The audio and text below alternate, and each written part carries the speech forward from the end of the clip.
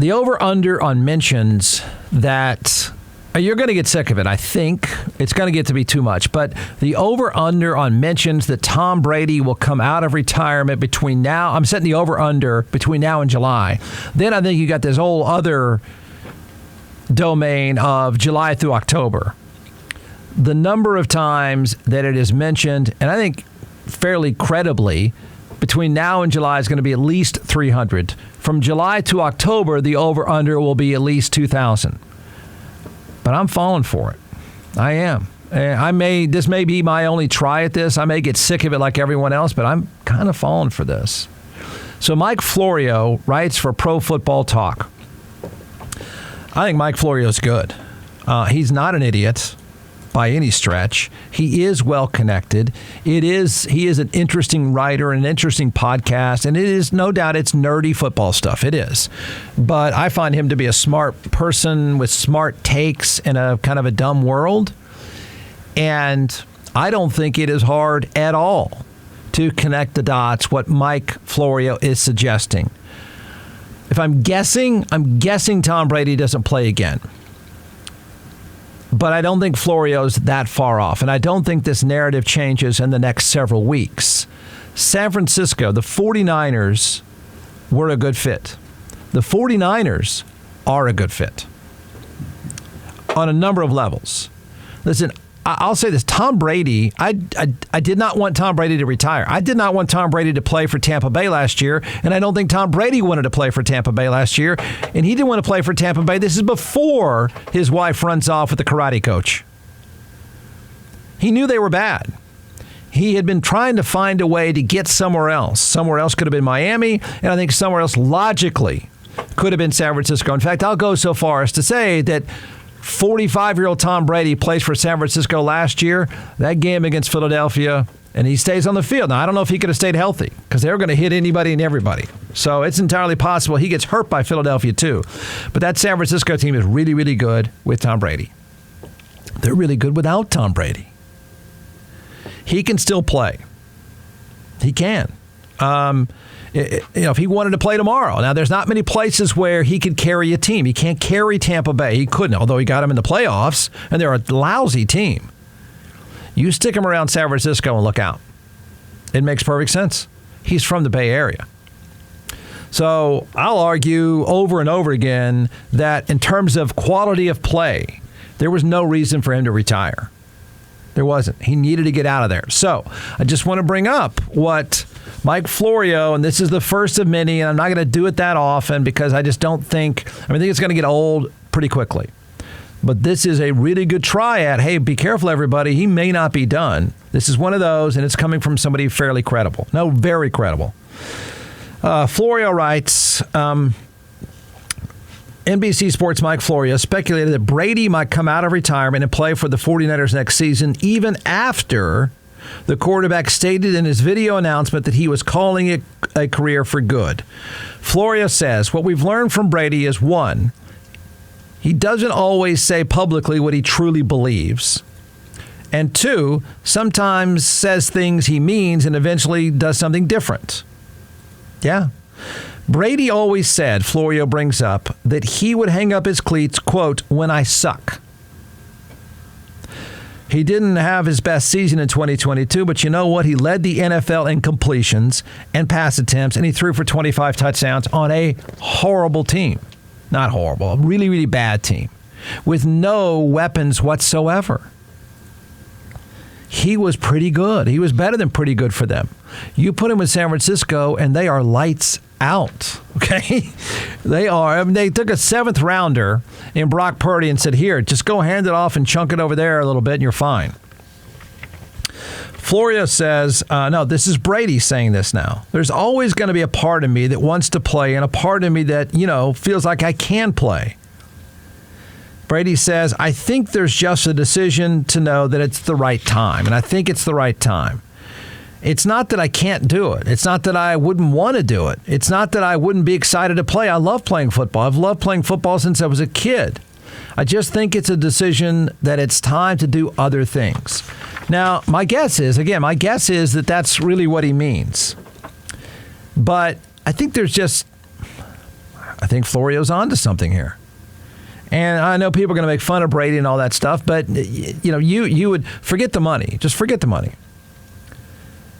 I think the fact that the wife ran off with the karate instructor did matter. I think the guy didn't want to play where he was. You dump that on part of him, and it's a nightmare of a year. It's not a good team, and he knows enough about the game, and he knows enough about there's only so much I can do. The guy knows his limitations. He knows how he can play. I'm going to throw something else in there. Brady signed a deal with Fox Sports, right? And he is set to become an analyst by contract whenever he decides to go into the booth. It's a, $37 million a year deal to be an analyst. Well, guess what? I'm not sure Fox wants that now. They've got Greg Olsen, and they've got Greg Olsen who did the Super Bowl. They've got Greg Olsen, and in year 2 is arguably the best analyst in the game. As Tony Romo gets quirkier and quirkier, Greg Olsen becomes more important. All of a sudden, they've got a guy who doesn't cost $37 million a year, and they got a rock star. They've got their team. They've got a marketable team. So, yeah, the Brady storyline is nice, and it was fun at the time, and you tried to come up with their own version of Tony Romo, so throw a bunch of money at him and beat everyone else to Tom Brady, but all of a sudden you're realizing, what if Brady is just awful? What if Brady doesn't really want to do it? And oh, by the way, why are we going to pay him $37 million when we've got our guy? I'm just also introducing a different element to this. I'm not saying that Fox Sports would... I don't know how they can blow up the deal. But I don't think it's outrageous to suggest, hey, Tom, you don't have to do this now, I mean, maybe another time. Look, Greg's good, and we kind of like what we got going on here, so it wouldn't bother us, Tom, if you decided to keep playing. We're just saying. Would they make that suggestion? Yeah, actually, I think they would. I would. I know, and Olsen is not making it easy for Fox. He's saying publicly pretty regularly. I mean, I just like this dude. I think he's honest. I think he's sharp. He's not afraid. For all we know, Brady could be a great analyst. Don't know. My guess is probably not, because it just takes a different breed of cat to pull this stuff off. But Olsen's got it. They've got what they want. It's hard to find someone that's that talented, that marketable, that different, that's lacking fear. Fearless people are hard to find in the media business. It's the thing that works. Fearless works. Now, you got to be talented, but fearless works, and Olsen is fearless. I'm not sure Tom Brady would be. He doesn't need to be. So my setup is, here's Fox on the hook for almost $300 million to Brady. They're sitting there looking at this picture. They're hearing this story. Hey, 49ers, maybe. Tom, it's cool with us if you do it. Tom, we'd love it if you do it. Go right ahead, Tom. Don't worry. Maybe gig here when you get back. Don't worry about that, because they're in a bad spot now. Whenever Tom Brady feels like joining the broadcast booth, they contractually have to give it to him. And you have to cover him up, and you have to, handhold him. And you just have to be worried it's not going to work. And they pay too much money for the rights of the NFL. If you're going to say, well, these broadcasters don't matter, it matters a lot. And they put a lot of money into it. And they have hit a home run with Olsen. Why doesn't everybody suggest, Tom, you know what you got to do? Go back to your home. I mean, he's from the Bay Area. You go back. Give him 2 years. Buddy, look what's around you. Look what is around him. It made Brock Purdy an NFL star. You think Tom Brady can't find those guys wide open? You think he can't play with George Kittle? Really? They would light it up. I mean, as a football nerd, I hated it last year that he was stuck on a bad team, because I think he's still a great passer. He's got a great mind, a great release. All of it's still there. His team just sucks. That 49ers team does not. And guess what? Brock Purdy's having elbow surgery. They're getting rid of Jimmy Garoppolo. And the other guy has played 4 games. Tell me it doesn't set up right. Florio's right. It sets up. I don't know that Brady would do it. I mean, Brady, here's the thing about Brady that I think is probably true. So Tom Brady's the anti-Aaron Rodgers. Okay, Tom Brady is a hardworking, disciplined, committed person. Aaron Rodgers is an absolute diva who is nauseating. But Tom Brady knows his routine, lives by his routine. I'm not sure if he gets out of his routine. I'm not sure he can get back in. I'm not saying he doesn't have the work ethic. What I'm suggesting is the further he gets away from the discipline, he only knows one way to play. Unlike Aaron Rodgers, just show up and say, I'm the greatest ever, I'll just play. Brady has to go to work every morning. Brady has to eat the same, go to bed the same, practice the same. I guarantee you Tom Brady's not done anything any differently for 20-something years. So he is a fixture of routine. He only views his preparation by routine. And the longer he's away from that, I think it's tougher to get him back in. I think the more uncomfortable he gets. He can't just stroll out there and even play for the 49ers. And I don't think his mind would let him do that. So I do think that's an issue. Florio goes on to write that nothing can be ruled out at this point. Brady's contract will expire next month. He'll become a free agent. The retirement letter he sent to the league and the union means jack diddly squat. How about that? Never thought I'd read that. I sure the heck never thought I would say that. Florio goes on to say he can play whenever, wherever, and for whomever he chooses.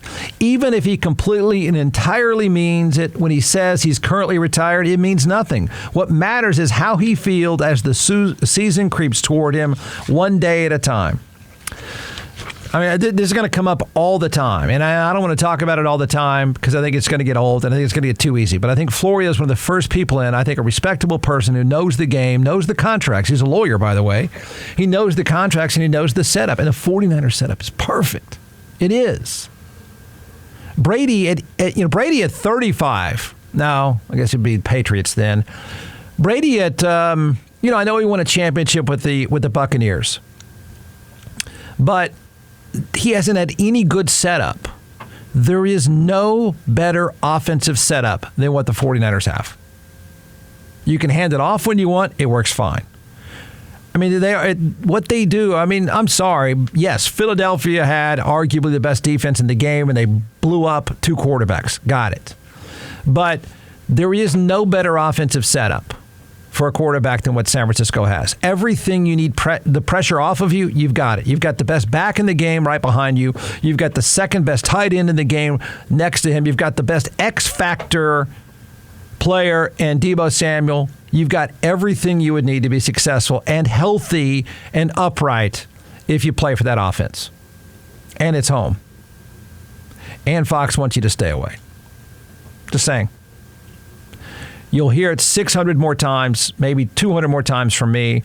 But once you get closer to July and August, I think this 49er setup is the one. I think he's on the one storyline that makes sense. I think it's quietly happened, and that is, wait, Jimmy Garoppolo's going away? Why? Brock Purdy's having elbow surgery, and that's not even happening yet. His elbow's so messed up. They ran out of quarterbacks last year. Ran out of them. Oh, and it's his hometown.